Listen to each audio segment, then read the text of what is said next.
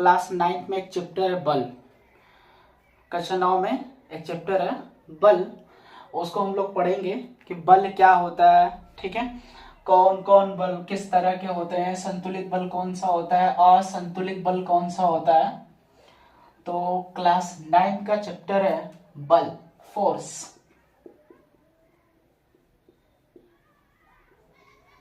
Force ये कक्षा 9 का सेकंड चैप्टर है, दूसरा वाला है।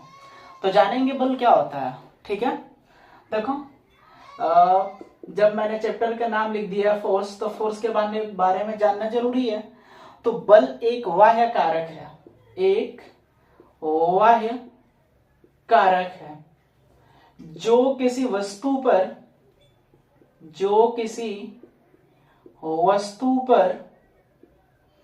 लगाने से वस्तु के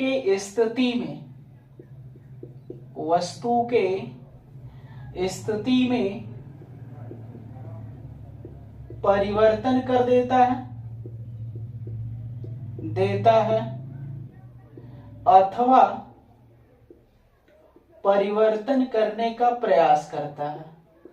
अथवा परिवर्तन करने का प्रयास करता है, ठीक है। तो बल एक बाह्य कारक है जो किसी वस्तु पर लगाने से वस्तु की स्थिति में परिवर्तन कर देता है अथवा परिवर्तन करने का प्रयास करता है। दैनिक जीवन में सबसे अधिक इसका एग्जाम्पल हम लोग देखे हैं।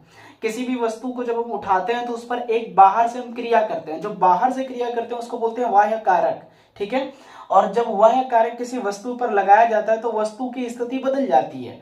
वस्तु की स्थिति बदलने का मतलब या तो वो गति अवस्था में हो जाती है, या तो वो जो है गति अवस्था में है तो उस पर बल लगा देंगे तो किस अवस्था में हो जाएगी, विराम अवस्था में हो जाएगी। तो दोनों कंडीशन में उसकी स्थिति बदल रही है। अगर वस्तु बहुत ज्यादा बड़ी है, भारी है, तो उस पर अगर हम फोर्स लगा रहे हैं उसकी स्थिति में परिवर्तन नहीं हो रहा है, लेकिन हम प्रयास करेंगे कि उसकी स्थिति में क्या हो जाए, परिवर्तन हो जाए। तो यह जो प्रक्रिया, इसी प्रक्रिया को हम लोग बोलते हैं बल।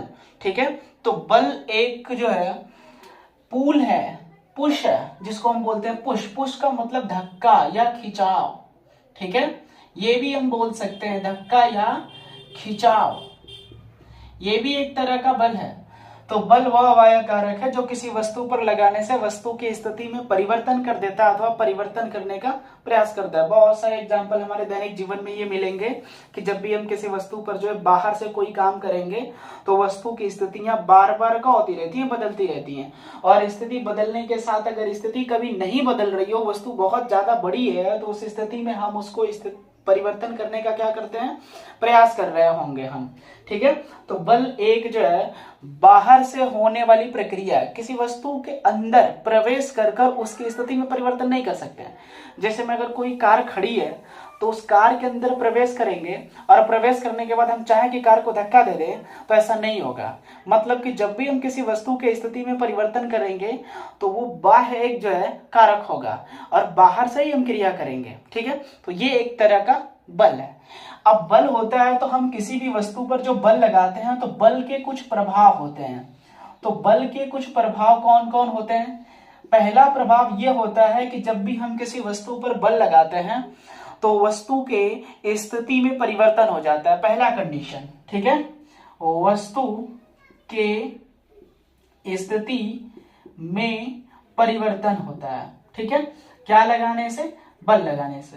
तो बल लगाने से वस्तु की स्थिति बदल जाती है। अगर वो गति अवस्था में है तो बल लगा देंगे तो विराम अवस्था में हो जाएगी। अगर वो विराम अवस्था में है तो बल लगा देंगे तो किस अवस्था में आ जाएगी, गति अवस्था में आ जाएगी। ठीक है, इसके बाद दूसरा ये है कि किसी भी वस्तु पर यदि हम बल लगाते हैं तो बल लगाते समय वस्तु के आकार या आकृति में परिवर्तन हो जाता है। ठीक है, आकार बदल जाता है, ये भी लिख सकते हैं, आकार बदल जाते हैं। आकार बदलने का मतलब कि हमारे पास कोई भी वस्तु है, उस वस्तु को मैंने लिया, ठीक है, जैसे मेरे पास एक ये बॉक्स है और बॉक्स पूरा पूरा आयताकार है, ठीक है। अब इसके ऊपर हम क्या लगा रहे हैं, एक तरह का फोर्स लगा देते हैं। फोर्स लगाएंगे तो इसकी आकृति शेप जो होगी वो पहले से क्या हो जाएगी, आकार बदल जाएगा। तो देखो बल लगाने से इसके आकार का हो गए, बदल गए। तो पहले आयताकार थी, अब ये चपटी हो गई है, मतलब इसकी आकृति का हो गई है, बदल गई है, मतलब इसके आकार में परिवर्तन हो जाएगा, ठीक है। तीसरा कंडीशन है कि अगर कोई भी वस्तु है तो उस वस्तु पर यदि बल लगा रहे हैं और वस्तु गति अवस्था में है तो बल लगाने से वस्तु के चाल के मान में परिवर्तन हो जाता है, चाल के मान में परिवर्तन हो जाता है, ठीक है, परिवर्तन हो जाता है। क्या लगाते हैं, बल लगाते हैं। तो बल लगाते हैं तो वस्तु के चाल के मान बदल जाते हैं, ठीक है। जैसे में कभी कभी क्या होता है कि अगर हम साइकिल से या किसी चीज से जा रहे हो और कोई मेरा दोस्त हो और वो पीछे से धक्का दे दे, तो मैं स्लो चल रहा था लेकिन पीछे से धक्का दे दिया तो फोर्स लगाया, फोर्स लगाया तो हमारी जो साइकिल की चाल थी वो पहले से क्या हो गई, ज्यादा हो गई। या तो मैं जा रहा हूं और वो पीछे से आए और बल लगाकर मेरे अपनी तरफ खींच ले, तो मेरी जो साइकिल की स्पीड हो जाएगी वो कम हो जाएगी। क्या लगाए हैं, बल लगाए हैं, ठीक है। और चौथा इसमें यह है कि अगर हम किसी वस्तु पर जो है बल लगा रहे हैं और वस्तु गति कर रही है तो बल लगाने से वस्तु के गति की दिशा में परिवर्तन हो जाता है। क्या लगाने से, बल लगाने से। तो जब भी हम किसी वस्तु पर बल लगाते हैं, अगर वस्तु गति अवस्था में है तो बल लगाने से वस्तु की गति के डायरेक्शन बदल जाते हैं, दिशा बदल जाती है। जैसे फुटबॉल की गेंद को, अगर वो फुटबॉल की गेंद दूसरे डायरेक्शन में आ रही है, फोर्स लगा दिए, दूसरे डायरेक्शन में चली गई, ठीक है। अगर दूसरी डायरेक्शन में जो आ रही है, कोई दूसरा प्लेयर जो उसको फोर्स लगा दिया तो दूसरी डायरेक्शन में चली गई, ठीक है। उसी तरह से क्रिकेट का खिलाड़ी है, गेंद सामने की ओर आती है, बल्ले से बैट बल लगाता है, बल लगाने के बाद जो उसको दूसरे डायरेक्शन में भेज देता है, मतलब क्या लगा रहा है, वो बल लगा रहा है, ठीक है। तो चार प्रभाव हमने बल के देखे। वो वस्तु के स्थिति में परिवर्तन, वो वस्तु के आकार बदल जाते हैं, वो वस्तु के चाल बदल जाते हैं और वस्तु की गति की दिशा बदल जाती है, ठीक है। इसके बाद हम बल के प्रकार पढ़ेंगे और क्लास 9th में जो बल के प्रकार है वो दो प्रकार है। पहला संतुलित बल और दूसरा असंतुलित बल। ध्यान से देखेंगे, संतुलित और असंतुलित बल, ठीक है। तो बल कितने टाइप के, दो टाइप के। बल कितने प्रकार के हैं, दो। पहला कौन सा, संतुलित बल, ठीक है, और दूसरा असंतुलित बल, असंतुलित बल, ठीक है। संतुलित बल में क्या होता है कि यदि कोई वस्तु है और उस वस्तु पर दो या दो से अधिक बल कार्य कर रहे हो और उन सभी बलों का परिणामी शून्य हो, तो उस पर जो बल लग रहा है उस बल को बोलते हैं संतुलित बल। और जब किसी वस्तु पर संतुलन की स्थिति में, मतलब संतुलित बल लगाया जाएगा, तो वस्तु की स्थिति कभी नहीं बदलती है, वो जहां पहले थी और बल लगाने के बाद भी वही रहेगी, क्योंकि बल कौन सा है, संतुलित बल है, ठीक है। जैसे में हम लिख सकते हैं इसमें कि यदि किसी वस्तु पर दो या दो से अधिक बल लगाए जाएं और उन सभी बलों का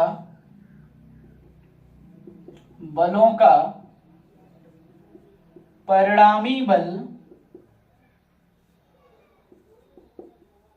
शून्य हो तो उसे संतुलित बल कहते हैं, संतुलित बल कहते हैं, ठीक है। हमारे पास कोई भी वस्तु है, ठीक है, जिसे मान लेते हैं कि एक हमारे पास ये वस्तु है और इस वस्तु पर मैंने फोर्स लगा रखे हैं, दो या दो से अधिक फोर्स लगा सकते हैं। तो इधर मान लेते हैं कि F1 बल लग रहा है, इधर से F2 बल लग रहा है, इधर से कोई F3 बल लग रहा है और इधर से कोई F4 बल लग रहा है, ये 4 बल लग रहे हैं और इन चारों बलों का परिणामी बल यदि 0 हो जाए, ठीक है, मतलब कि F1 plus F2 plus F3 plus F4 is equal to 0, तो हम इसको बोल सकते हैं कि इन सभी बलों का परिणामी बल 0 है, अतः इस पर कौन से बल काम कर रहा है, संतुलित बल। ठीक है, दूसरा इसमें चीज देखेंगे कि जो बल हमारा ये सदिश राशि है और सदिश राशि है, तो बल के डायरेक्शन जब बदलेंगे यहां से तो ये प्लस और माइनस में भी कंडीशन आएगा, मतलब कि F1 को यदि हम प्लस में लेते हैं और F2 को प्लस में लेते हैं तो F1 के विपरीत जो फोर्स है वो F3 है और F2 के विपरीत कौन सा लग रहा है, F4 लग रहा है, इनका परिणामी जीरो आना चाहिए। तो हम ये बोल सकते हैं कि इन सभी बलों का परिणामी बल कितना हो, 0 हो, तो ऐसे बल को कौन सा बल बोलते हैं, संतुलित बल। संतुलित बल की स्थिति में वस्तु अपने जगह को नहीं बदलती, स्थान को नहीं बदलती है। ठीक है, दूसरा असंतुलित बल। असंतुलित बल का मतलब कि यदि किसी वस्तु पर दो या दो से अधिक बल लगाए जाएं और उन सभी बलों का परिणामी बल 0 न हो तो उसे असंतुलित बल कहते हैं। ठीक है, उसे कौन सा बल बोलते हैं, असंतुलित बल। जैसे में हम मान लेते हैं कि हमारे पास कोई जो है वस्तु है और इधर से F1 बल लग रहे हैं, इधर से जो है F2 बल लग रहे हैं, इधर से F3 बल लग रहे हैं और ये F4 बल लग रहा है। ठीक है, इन सभी बलों का जो परिणामी मान होना चाहिए, मतलब कि जो परिणामी बल होना चाहिए वह 0 न हो, मतलब कि ये 0 के इक्वल न हो, तो उस स्थिति में हम बोलेंगे कि ये जो है कौन सा बल है, असंतुलित बल है। असंतुलित बल में वस्तु अपने स्थान को परिवर्तित कर देती है, मतलब कि स्थान को बदल देगी। ठीक है, क्योंकि अगर इधर से कोई 10 न्यूटन का फोर्स लगा रहा है, जिससे फॉर एग्जांपल हम मान लेते हैं कि ये हमारे पास एक वस्तु है और इधर से कोई व्यक्ति जो है 10 न्यूटन का बल लगा रहा है और इधर से कोई व्यक्ति जो है 12 न्यूटन का बल लगा दिया, तो 12 न्यूटन वाला ज्यादा लगा दिया, 10 न्यूटन वाला कम लगा दिया, तो वस्तु अपने स्थिति को बदल देगी। कितना न्यूटन ज्यादा लगा, सिर्फ 2 न्यूटन एक्स्ट्रा लगा, मतलब कि F2 माइनस F1, तो 12 माइनस 10 बराबर 2 न्यूटन के परिणामी बल से वस्तु अपने स्थिति को क्या कर देती है, बदल देती है। इसीलिए इस बल को कौन सा बल बोलते हैं, असंतुलित बल। ठीक है, लेकिन संतुलन में क्या होगा कि उनका परिणामी मान क्या आ जाएगा, 0 आ जाएगा, मतलब 0 के बराबर हो जाएंगे, और जब 0 के बराबर हो जाएंगे तो वस्तु अपनी स्थिति को नहीं बदलेगी। ठीक है, आप इसको स्क्रीनशॉट ले लेंगे कहीं ना कहीं। ठीक है, वीडियो को रोककर हम लोग आगे पढ़ेंगे। जब असंतुलित बल हो गया, संतुलित बल हो गए, ठीक है, तो अब न्यूटन के गति विषयक नियम है, और न्यूटन के गति विषयक नियम जो है, गति के संबंध में न्यूटन ने 3 नियम दिए थे। पहला नियम कौन सा है, दूसरा नियम कौन सा है और तीसरा नियम कौन सा है। तो न्यूटन के गति विषयक नियम, न्यूटन के गति विषयक नियम, ठीक है, न्यूटन की गति विषयक जो है वो 3 नियम दिए गए थे। जब भी किसी वस्तु पर बल लगाते हैं तो क्या होता है, ठीक है, उसकी स्थिति में परिवर्तन होता है कि आकार बदलते हैं कि क्या कंडीशन होता है, ये हम तीनों नियम में क्रम से समझेंगे बारी बारी। तो न्यूटन की गति विषयक नियम में हम कौन सा नियम पहले पढ़ेंगे, प्रथम नियम। ठीक है, प्रथम नियम, न्यूटन का पहला नियम है कि यदि कोई वस्तु विराम अवस्था में है तो वह सदैव विराम में रहना चाहती है, और गति अवस्था में है तो सदैव किस में रहना चाहती है, गति अवस्था में रहना चाहती है, जब तक कि उस पर कोई बाह्य बल ना लगाया जाए। ठीक है, यदि कोई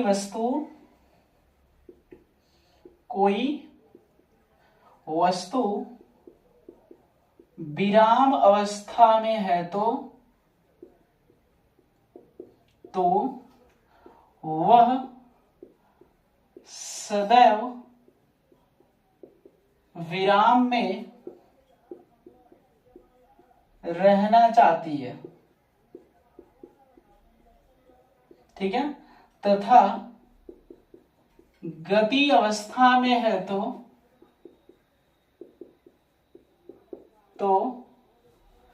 सदैव गति में रहना चाहती है।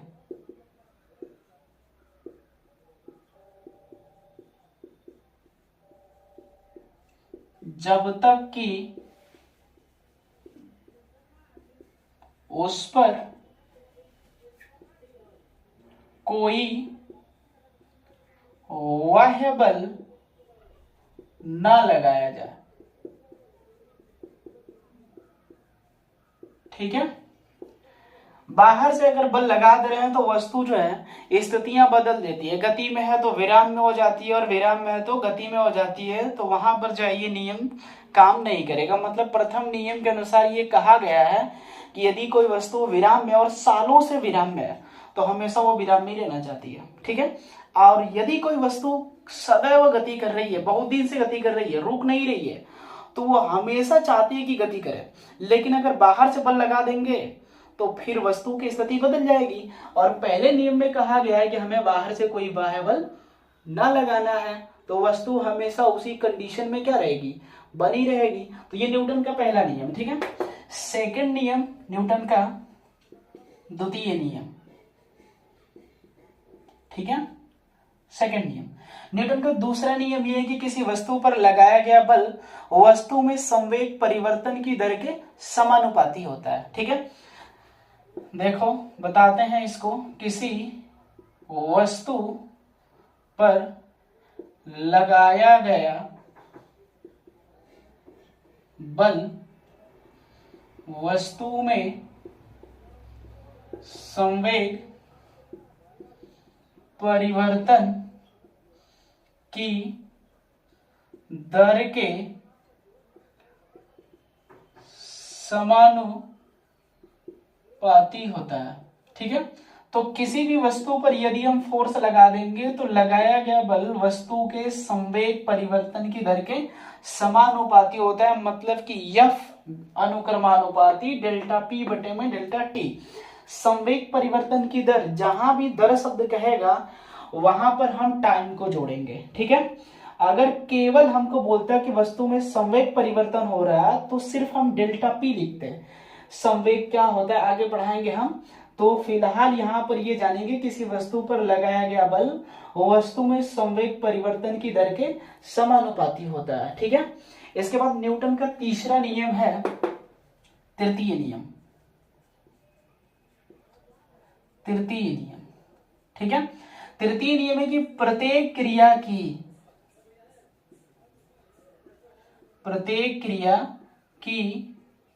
विपरीत दिशा में प्रतिक्रिया होती है, ठीक है। विपरीत दिशा में क्या होती है, प्रतिक्रिया होती है। प्रत्येक क्रिया की का मतलब जितने भी हम काम कर रहे होंगे, ठीक है, उसका एक रिएक्शन फोर्स लगता है। रिएक्शन फोर्स का मतलब विपरीत डायरेक्शन में एक बल लगेगा, ठीक है। इसे न्यूटन का कौन सा नियम बोलते हैं, तृतीय नियम बोलते हैं, ठीक है। जैसे में कभी कभी क्या होता है कि हम गेंद को ले लेते हैं और दीवार पर फेंक देते हैं। जब दीवार पर फेंकेंगे तो जितना बल लगाकर हम फेंक रहे होंगे गेंद जाएगी दीवार पर, टकराएगी और टकराने के बाद फिर मेरे तरफ वापस आ रही है। मतलब कि दीवार भी गेंद के ऊपर उतना ही बल विपरीत दिशा में लगाया है, क्योंकि गेंद गई तो दीवार के ऊपर फोर्स लगाई, जब फोर्स लगाई तो दीवार भी गेंद के ऊपर फोर्स लगाया। मतलब कि वो एक अपोजिट डायरेक्शन में वर्क कर रहा है, और जब वो अपोजिट डायरेक्शन में काम कर रहा है तो इसी को बोलते हैं विपरीत दिशा में काम कर रहा है, ठीक है। तो ये न्यूटन का तीसरा नियम है, ठीक है। न्यूटन के तीसरे नियम के बहुत सारे एग्जाम्पल है, ठीक है। इसको हम लोग समझेंगे तो मैं एक एक चीज का अलग से फिर से एक्सप्लेनेशन करूंगा आगे कि न्यूटन का पहला नियम जो है किस नियम पर है, जड़त्व के नियम पर है। न्यूटन का दूसरा नियम F बराबर यब समानुपाती डेल्टा पी बटे में डेल्टा टी है। एक और है यब बराबर एम इंटू ए, वो कहाँ से आया हुआ है तो उसका अलग अलग मैं एक्सप्लेनेशन करूंगा, उस पर एग्जाम्पल बताएंगे, इसका भी एग्जाम्पल बताएंगे अलग से, फिर इसको बताएंगे। ठीक है, तो हम मिलेंगे वीडियो नंबर 2 में, मतलब कि पार्ट नंबर 2। आप वेट करिएगा और मेरे चैनल को जरूर सब्सक्राइब कीजिए, शेयर कीजिए और इसको लाइक कीजिए, अधिक से अधिक इसको जो है शेयर कीजिए और अधिक से अधिक सब्सक्राइब कीजिए।